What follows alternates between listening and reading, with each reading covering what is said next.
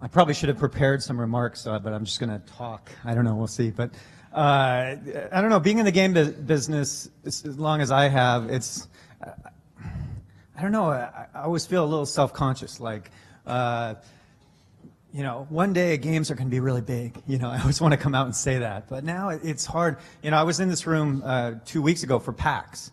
And did anybody here for PAX? Anybody? Anybody dress up? Costumes? No. 70,000 gamers descended on Convention Center. That sold out, what, in a minute? Gaming has become so huge. I just, last week I was in Salt Lake for Salt Lake Comic Convention, and they thought maybe 5,000 people would show. It was the first comic convention in Salt Lake, comic and video game convention. Then they sold 10,000 tickets. They had to move to the Salt Lake main convention center. They stopped selling tickets when they sold 50,000 tickets. So I don't know, geek culture is huge. It's like, I don't know, I guess what we always dreamed of is happening, so it's good. I have some of the people here who made it happen, so it's going to be fun today. We're going to start with Bonnie, and Bonnie and I worked together in the good old days when Microsoft Game Studios was little, and recently she got a chance to really do her dream job, which is to take one of the biggest franchises in the history of gaming and make it her own. So that sounds scary. What was that like? I wouldn't call it my own. Halo's is the people's. It was a huge honor and actually super scary. You know, we took over a very beloved franchise in 2007 and essentially built a new team to take that over. And my number one goal was to basically be a steward of the franchise. And for those of you that, I mean, how many people know what Halo is? Okay, good. So I was telling Ed, I was working on Zoo Tycoon when we first shipped Halo Combat Evolved.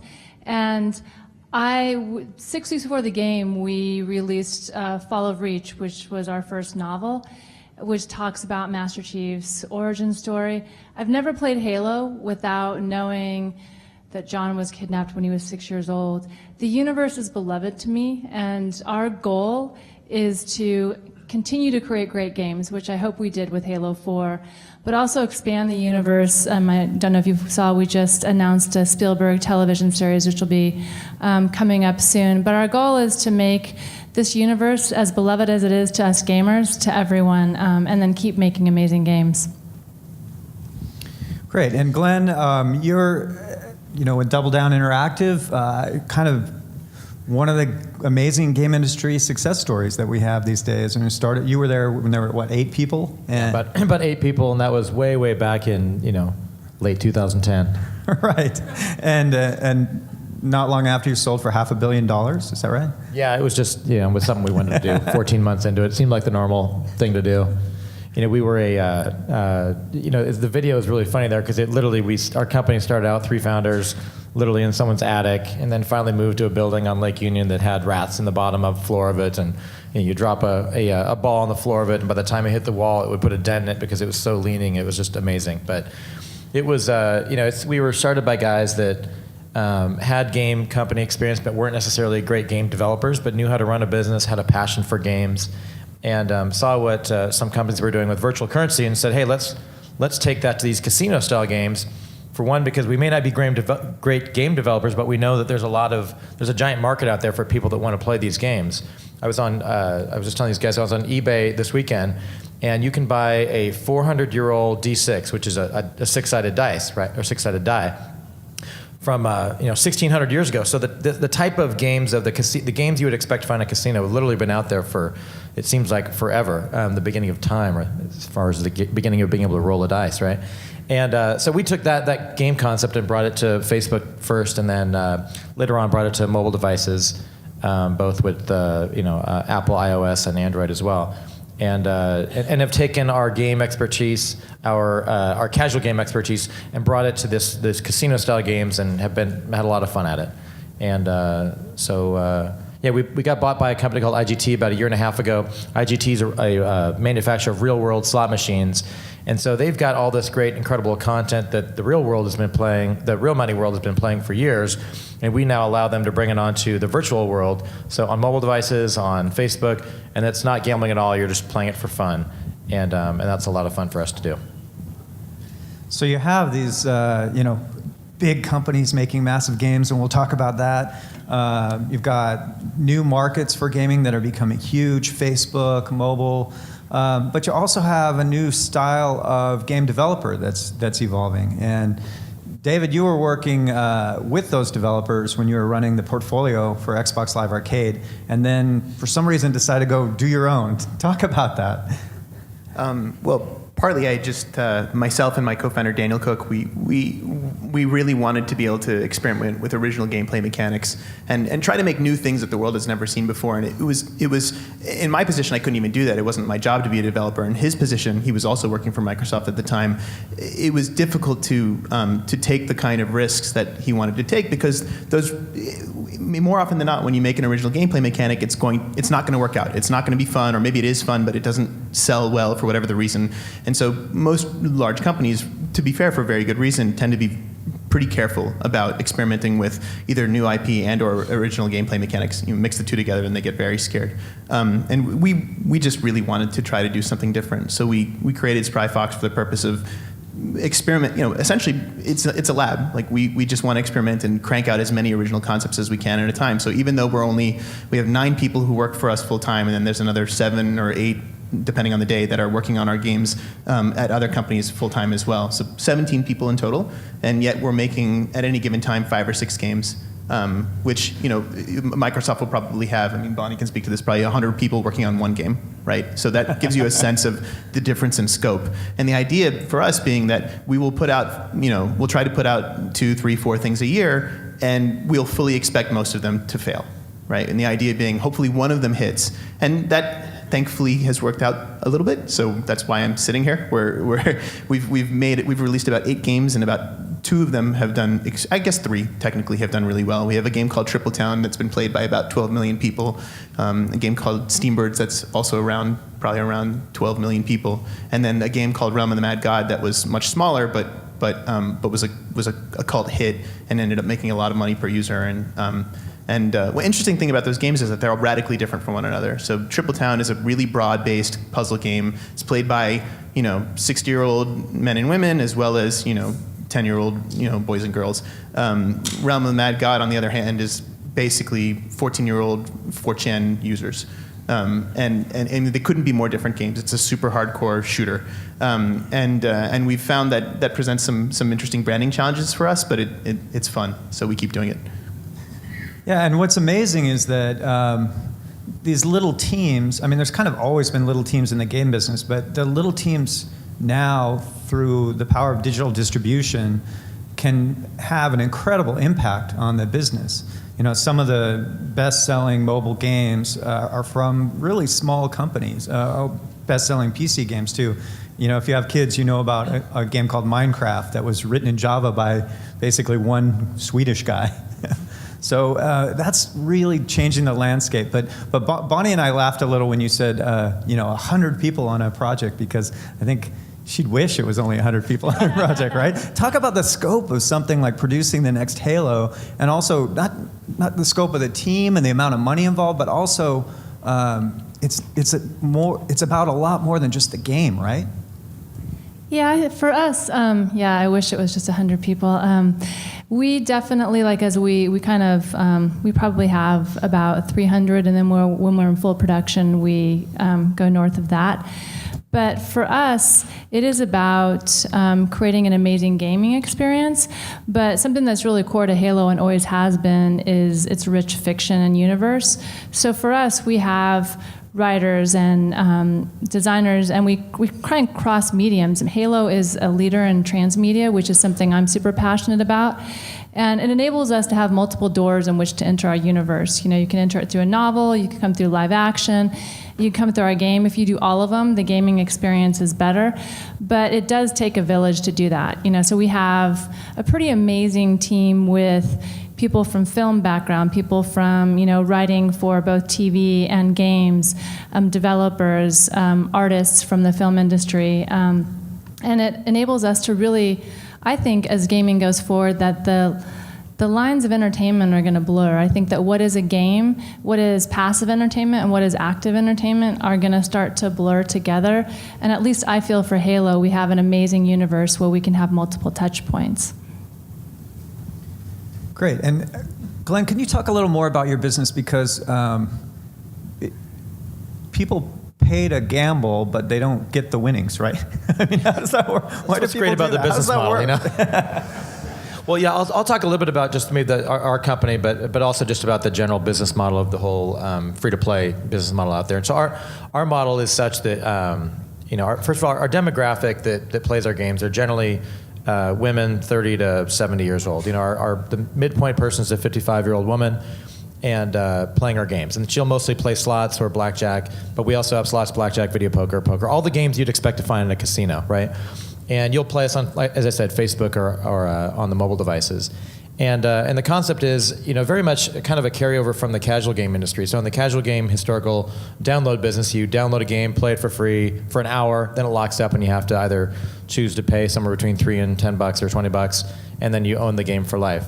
And our business model is such that you can play it forever for free. So you come to our application, the DoubleDown Casino, spin a wheel, get 100,000 free chips or so or less. You can use those to play all day long, right? But if you run out of chips, then you have to choose to buy chips. Or if you want to be a high roller, so you want to be the person who is getting up on the leaderboards, you're playing the high line values or the high hand values, and you want to be able to brag on Facebook about how much you won. Hey, I just won 20 million chips out here. Then you can choose to buy more chips. And that's our entire business model. And it's probably 3% of our customers ever give us money. And so 97% of the people are just playing our game for free and always will. And we've chosen to just not monetize them with ads, but that's something that comes up probably every 6 months of, hey, we could be making money with ads, and we've just made a conscious decision to not flood our customers with a bunch of ads out there. But it's hard not to, because you've got this 97% of the people that aren't paying money, and there are a lot of games on Facebook and on mobile devices, obviously, that you're seeing lots of ads out there. And frankly, the developer has to get paid somehow. And it's kind of unreasonable to expect that you should be able to play a game for 50 hours for free. You got to get something for it. If it's either advertising or paying for chips or whatever it is, that seems like a reasonable expectation. And one of the games that we can talk about is Candy Crush is a great example. How many people here have played Candy Crush before? Okay, that's less than I would have expected. So maybe you guys clearly aren't gamers, because everyone on the planet that has played a game has played Candy Crush, right? And once you play it, it's going to be hard to put it down, okay? And yeah, exactly. Now you're going to go home and play it, right? And it's made by a company called King.com. They've been around for 15 years. They've had some decent hits, nothing breakout. But they did a great job with this game. And the reason they did a great job is they made it appeal to everybody. So men and women like this game. They made it very clean looking, so it's a very easy game to look at and to play. It has the quest mechanic of you're constantly trying to get to the next level. Each level is the same kind of bejeweled. It's basically a bejeweled game with some kickers into it, right? It's that mechanic, but it's every level is a different type of game. They've got some added features in there. And then after they've let you play it for a while, which is a certain number of levels, they say, hey, we're going to ask you to do one of two things. We're going to ask you to pay us 99 cents to move on, and that's how they monetize you, or we want you to invite one of your friends from Facebook. And those are your two choices there. And they do it in a way that's not very intrusive. So you're like, oh, okay, well, I'm the kind of guy that I don't really want to spam my friends with some emails or Facebook posts, so I'm just going to pay the 99 cents. Or, no, I'm a super duper cheapskate, like Dave right here, I'm just saying. And I'm going to choose to put it out there for a few of my friends. So they did a great job of that because they made it viral. They didn't spend a ton of money on marketing, but they made it a very viral thing. And then they also have the ability to monetize it. And their numbers are private, but they're probably doing $1 billion a year in revenue off just that one game. I mean, this is a game that's been pegged number 1 or number 2 on Facebook and on every iOS and every mobile platform for at least 6 months or more. And they've done a great job. You mentioned kind of just the ability for anyone to really be able to develop games for these days. And in the hardcore or in the console world, it's very difficult. You've got companies like THQ, really well-established companies that are going out of business because it's a really hard business to be in. And then you've got tons of the indie game guys out there who are like, hey, I don't need to have this giant distribution network out there. I can be on Facebook. I can be on iOS. And sure, I know that Rich Barton was talking about, having to pay, 30% on with Apple, and that didn't work out within the Amazon business model. But in our business model, 30% works out just great. And our cost of goods is nothing because the distribution that you get out there is incredible. And you've got a company like Supercell who has the number 1 or 2 game, usually number 2 game, across the planet on every country, right? So they've localized it, and you go on your iPhone, and I know Bonnie can't have one because she works at Microsoft, but you go on your iPhone and it's number 2, and every now and then they'll pop up to number 1 with Clash of Clans. And they've done this out of a small studio in Europe. They were at 90 people, maybe last I heard, maybe up to 150 people. Could do $1 billion in revenue. Supercell out of Finland, amazing. That's crazy. Yeah. This whole idea of free to play, is one of the forces that's just washing over the game business and causing all kinds of disruption. And it's very effective, and it's creating lots of new winners. But it's also sort of controversial, and challenging for game designers because they have to change their game to adopt this new model. David, maybe you could talk a little more about that and what's good and bad about free to play. Sure. Yeah, in the indie community in particular, it's a really sore point because indies who are really accustomed to just making a game that's fun and then hoping that that's all it takes to be successful are quite frustrated with the situation where now that's not enough. Now they have to make a game that's fun, but it also has to make you want to stick around for a few weeks. It has to make you want to share the game with your friends. It has to make you want to actually spend money inside the game.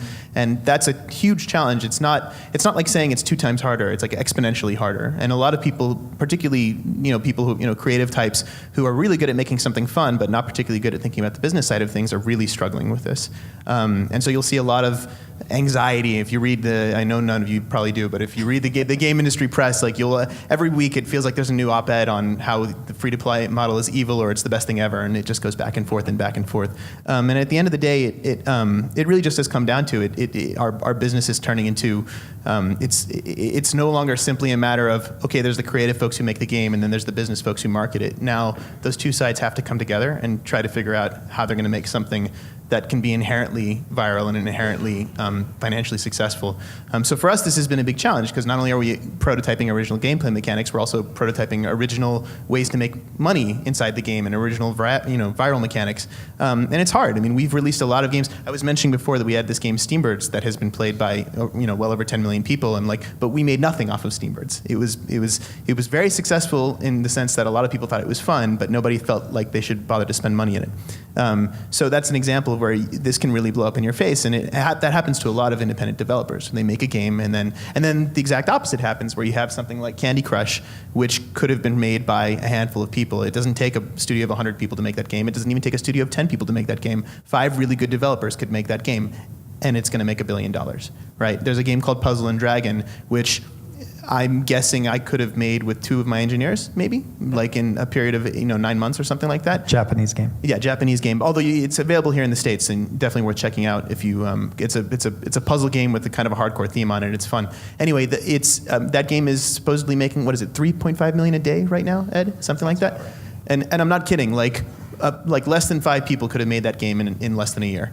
And even as it has become popular, it doesn't appear that they're massively, they're probably massively growing the team from a support perspective and an operations perspective, but I bet the core development team still isn't more than 15 guys tops. So it's interesting. One of the things that I think is interesting, not that Halo, obviously I'm in a different business, but what I think is great for the games industry and actually for the tech industry is free-to-play has lowered the barrier for how people spend their time, and I actually think it's really great for our industry. I do think that we're going to have some of the same challenges as other industries do as we change on how we deal with it long term, but for the industry as a whole, and actually just for almost all the devices out there, I think it's made people that would not call themselves gamers, and I think that's pretty phenomenal for changing the perception of games. So I do think it's groundbreaking that way. So the next Halo free to play?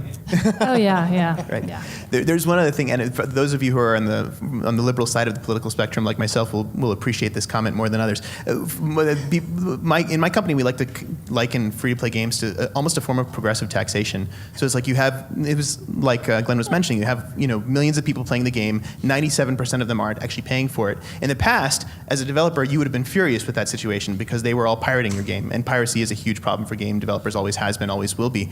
In the free-to-play world, you're totally okay with that. That's completely fine, because those 97% of people are asking their friends to play, and hopefully their friends will be one of the people who actually pays you money, and so on and so forth. And you can always ultimately monetize the entire base with advertising if you so choose. So it's really nice, because it's basically a way of bringing entertainment to the masses. Not everyone not every person in China and India, or for that matter, even people in the United States can afford to be paying $60 for a game. It's nice to be able to bring games to billions of people and not have to charge them anything for it. So don't fall for the hippie veneer, by the way. He's got an MBA from MIT. I was just going to say, so with the whole free-to-play model, David, does that mean free healthcare for everyone based on the payers? No comment. So, with all the success in mobile platforms, PC platforms, Facebook, there's also huge PC free-to-play games, League of Legends, World of Tanks, Dota 2. You may not know that Valve held a big video game conference called the International here in Seattle. They held it in Benaroya Hall 2 weeks ago. All the best Dota 2 teams from around the world flew out for this, and they immediately sold out Benaroya Hall. And the prize pool was $2.8 million. The winning team got $1.4 million, which was the same amount that the winner of the PGA Championship got that weekend, just to put it in perspective. But anyway, so you've got this amazing things happening all through gaming. And so that brings us back to the core of gaming, really, this massive, and still massive, console gaming business. If we look at that business, it's been in decline the last 4 or 5 years. And some people say, well, that's the classic game console business. It goes up with the release of new consoles, then it peaks and heads down, and we're about to go into a new console cycle. So this fall, new consoles will come out. Maybe that's the case, or maybe the gaming world is changing. What do you think? I think it's a little bit of both. I do think the gaming world is changing. I think that the youth of today and what they've defined on how they experience entertainment, whether it's games or whatever they do, Instagram, they definitely do it in shorter bites. And I think they're also huge adopters of free-to-play. So I think when you think about, as Ed mentioned, at the end of a console, that naturally happens. So I think you will see the big games, and I think pushing all the next console launch and everything. But I think over time, I think that we all realize that the business model has to change across everything, and I think that PC and mobile is driving that. I think people just want to experience entertainment differently, but I think that you will see that evolution. I don't think you'll see that right at the beginning, but I think you will see an evolution over all gaming as we move forward. It's really hard to compete with free in general, and some of you guys may be familiar. I mean, obviously, a lot of books have been written on this topic. One of my favorites is Predictably Irrational by Dan Ariely, and he cites a study that he actually did at MIT at the time that I was a student there, where he showed that they set up a table in a student hall, and they had you could pay 25 cents for a Lindt chocolate truffle, or you could pay a penny for a Hershey's Kiss. And I don't remember the exact stat, but I think it was 75% of students chose to buy the Lindt truffle for 25 cents instead of the Hershey's Kiss for a penny. And then next time they did the study, they did the exact same thing, but with one key difference. They just subtracted a penny from the price of the Hershey's Kiss. So now the Hershey's Kiss is free, and the Lindt truffle costs 25 cents. A penny shouldn't make a big difference, right? A penny, what's a penny to any of us? Well, flip the ratio. Now 75% of people chose the Hershey's Kiss, and 25% of people chose the Lindt truffle. And what it showed is that when something is free, all of a sudden you don't care quite so much what quality it is. And that's a bit of an extreme statement, but that will help you understand why the game industry is kind of going through this massive shake right now. Because it's not enough, like I said, it's not enough to simply make a great game and make it high quality. There are so many reasonable quality free games, if not great ones out there, that it's becoming a massive competition issue. So Glenn, are you going to predict mobile rules all, consoles die? What do you say? Well, Bonnie would kill me if I said consoles die, so I won't say that. But I will say that mobile will rule. Mobile is today, a year ago, mobile was 0% of our business. Today, it's bigger than zero. But it's not the majority of our business. But a year ago, I was predicting that mobile would represent maybe 40% of our business in a couple of years, and I think that number is going to be quite a bit higher than that. I think mobile will be in the 60+% of our business versus all desktop, which is Facebook, any platform, .com, any of that stuff. I mean, to me, it's so obvious, and I've got my phone in my pocket. While you were talking, I was actually playing a game, right? And you can play a game anywhere. They all are out there. And what we notice is that like from a monetization perspective, when we launched our mobile product and allowed people to play on desktop during the day and mobile at night, people played on both devices and then played for longer periods of time. And you might imagine that longer periods of time equals more revenue. And I think as more and more people are and this Christmas will be big. I think the more people that get a tablet or an iPad, and believe it or not, Android tablets actually are starting to move a little bit. But as more and more people get those, they're going to be using those devices as their primary PC, because most people use PCs for or Macs or whatever for email and for internet access, and you can do that already on it. Now you can't do you can't do a lot of hardcore work on it right now. Like if I want to do Excel work or PowerPoint and that kind of stuff, it's hard to do it on a tablet. But mobile devices, everyone has in their hand. I think that's where gaming is going to go, in my opinion, for sure.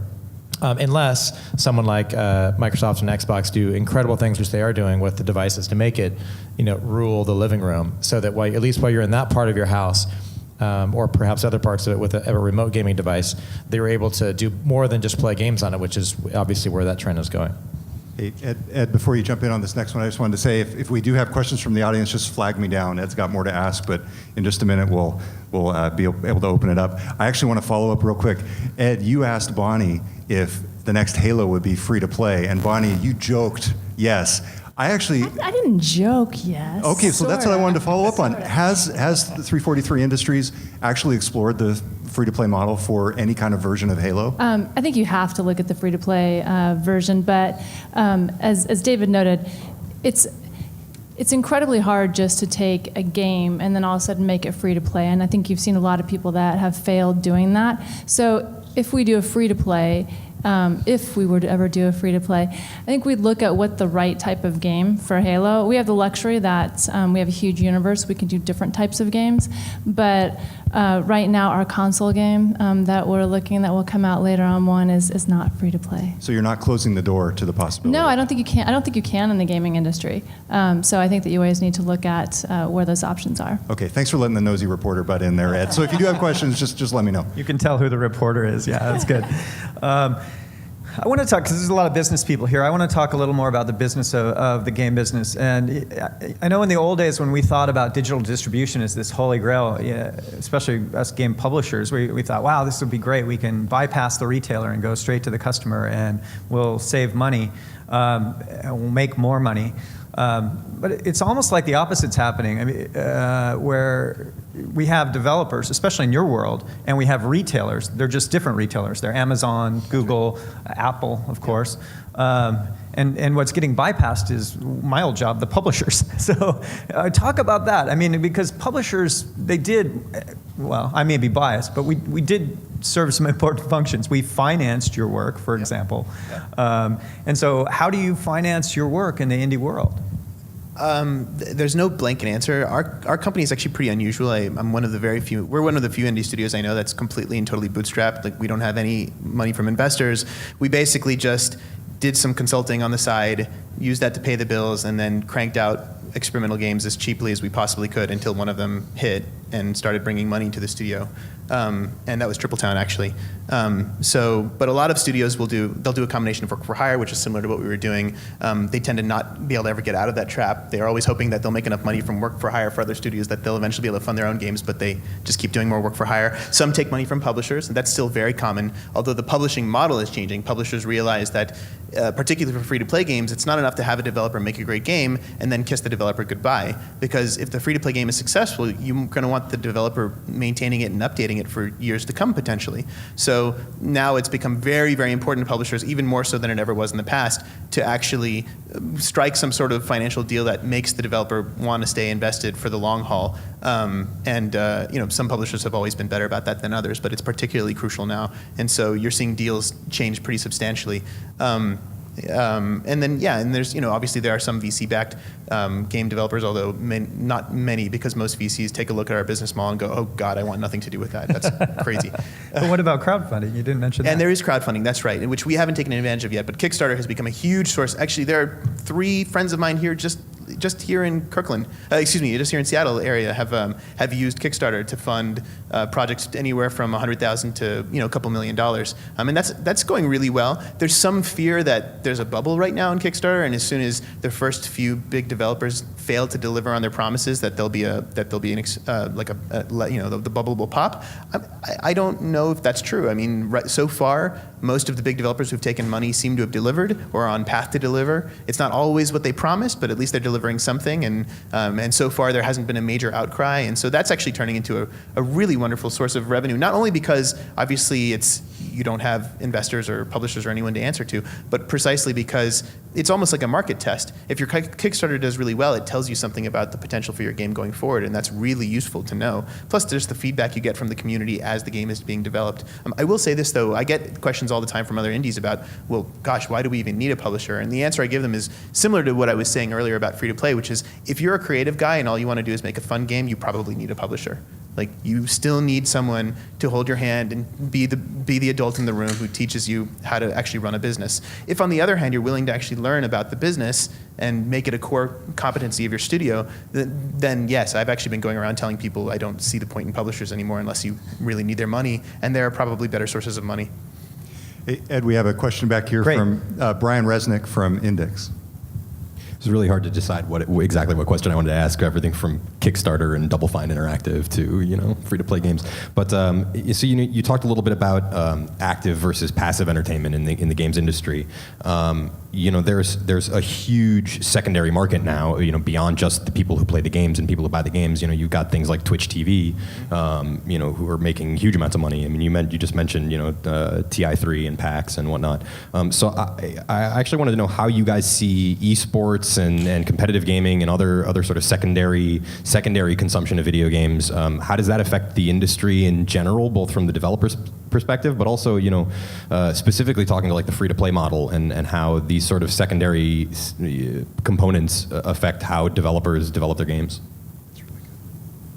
Who wants to take that? Well, I'll fill in and then you guys are going to answer. So because I should have pointed out for that Dota 2 tournament that I mentioned, that was live broadcast around the world, millions of viewers through Twitch TV, and also it could be viewed live from within the game itself, which is kind of mind-bending. There were color commentators in dozens of languages, so it was fun to watch and have multiple color commentators telling you what was happening within the game. That game, Dota 2, is completely free to play. It is so free to play. The only thing that they sell are cosmetic items that change the way your characters look, but it has no effect on the gameplay itself. And it's what I understand is it's incredibly profitable for Valve. So that's just to give you guys time to think about the answer to his question. So go for it. I'd say esports, especially for a shooter. We had a tournament in January, I think, that we broadcast through Twitch. We had a money tournament just this last week at PAX, or 2 weeks ago at PAX. And for us, esports is really an interesting trend in the gaming, in the competitive gaming world right now. So it's definitely something that we're very interested in. For us, it's more about it's just something that our game lends itself really well to. And I think when you bring in Twitch TV, our last tournament was broadcast on live, that people actually want to watch gaming now, which I think is new and different. I mean, there's some amazingly skilled gamers out there, and it is actually just as fun to watch as it is to watch a sports game. So I think it's a business that's going to keep getting bigger. Different developers are going to have a different take on this, but I think one of the most important things you can do, particularly if you're making free-to-play games that you hope will be around for 10, 20 years, is have a vibrant community around them, right? And so for that reason, things like esports, things like Twitch TV, things like all the Let's Play videos that are popping up on YouTube, those are enormously valuable because they help create a sense of community. I mean, one of the things that we put a disproportionate amount of our effort into is just our community forums on our website, which are still relatively small because we're a small company. The amount of time I personally put into interacting with users on our forums would be, to most studios, would seem ridiculous. But for us, it's like, okay, I want these people to feel like this is their home. It's like we're trying to create soccer, not a game. If you look at the vast majority of video games, they pop, even if they're very successful, and they're gone a year later or 2 years later or whatever, right? There's been a few interesting exceptions recently. But for the most part, they make a bunch of money and then they're gone if they make any money at all. But we don't want to do that. We want to make soccer or football or lacrosse, or I want to make something that a community builds around and potentially exists long after I'm gone. And for when, that was basically, no one would even consider dreaming that big 20 years ago, I think. It would never even occur to someone that they could do something like that. But today, you look at League of Legends and Dota, it's entirely possible that they will be around 40 years from now and possibly bigger than they are today, in part because of things like the esports tournaments that have sprung up around them. So I think it's pretty fascinating. I'll be 2 seconds on this. I think when I think of the secondary type events out there, it's, to us, I look at it truly as a secondary thing. It's another way of getting public awareness about our game and our application out there to people, and that's exactly what they do, and people get jazzed about it. We did our parent company has a lot of real world casinos around the whole world, and so we did a virtual currency video poker tournament a couple months ago and had 342,000 people enter the tournament, and then sent the winners over to a small casino in Arizona where they actually physically played video poker. So it's kind of a convergence of our virtual world and our parents' real world. But what it did do is it brought tons of awareness to our application of video poker on our DoubleDown casino, and then also brought visibility to one of our parent company's business partners too. Cool. So maybe one more question, Ed? Yeah, I've got one if no one else does. Just game business has always been driven by technology, and a little less so lately, because the pixels have gotten so small, but there are still some cool technologies that are coming out. I mean, one thing Microsoft hasn't talked much about is the new Kinect 2, which actually has incredible sensor technology. I'm curious about that. I'm also curious about Oculus Rift, which is getting a lot of buzz in the industry. It's a VR headset. You strap it to your head, and you're really in the game. So can you guys talk about some of that? So I can talk a little bit about Oculus Rift, I guess. That one is, so I don't know how many of you guys, it's just a VR headset it's a very good VR headset. How many have tried it out there? Okay, not too many people. Bring it up right now. Let's see it. It's really cool. It has. So I don't know what your personal experience with it was, but the minute you talk about something like that, the first thing that pops into most people's minds, in my experience, is, oh, I'm going to play Halo wearing one of those things. And unfortunately, for something like 80 or 90% of people, when you strap one of those things on and try to play a first-person shooter, and you start really moving around the way you would in a typical first-person shooter, you immediately get sick.